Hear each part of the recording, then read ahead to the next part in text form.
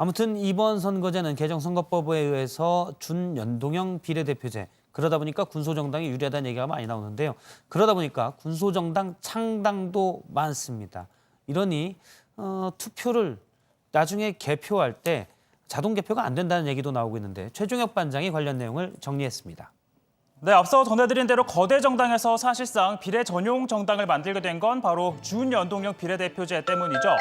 지역구 의석을 많이 확보할 수 없는 군소정당에 유리한 제도이기 때문에 이 비례 의석을 확보하기 위한 차원입니다. 자, 그런 점에서 이번 총선에서는 역대 가장 많은 정당이 비례 후보를 낼 거란 관측이 나옵니다. 자, 역대 국회의원 선거에서 이 비례 후보를 낸 정당은요. 17대 총선에서 14개, 18대 총선에서 15개, 19대 20개, 그리고 20대에서는 늘어서 21개로 늘었습니다. 그러다 보니까 당시 비례대표 투표 용지 길이 33.5cm였는데요. 자, 그렇다면 올해는 어떻게 되겠느냐? 현재 선관위에 등록된 정당 50개입니다. 자, 이 가운데 더불어시민당과 미래한국당 등 20개 정당이 올해 창당을 했는데요. 사실상 새로운 선거법이 도입되면서 만들어진 겁니다.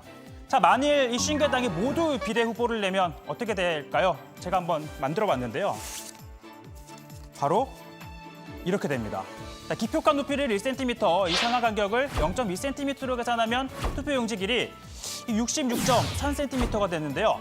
자, 이렇게 길다 보니까 이 투표지 자동 분류기를 사용할 수 없다고 합니다.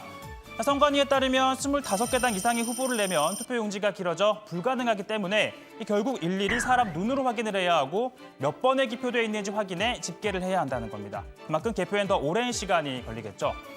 자, 문제는 이 50개 정당 외에도 창당을 준비 중인 당이 27개가 됩니다. 자, 정치적 혹은 이념적 정체성이 확실히 보이는 당도 보이고요. 또는 목적의식이 뚜렷하게 드러난 당도 보입니다. 이런 당들이 있고요. 그런데 자, 이 당은 어떤 노선을, 실제로 창당준비위원회가 있는 당입니다. 어떤 노선을 추구하고 있는지 봤더니 한 건설회사의 불법, 부실 시공으로 억울하게 피해를 봤다고 주장하는 사람들이 주축이 됐다고 합니다.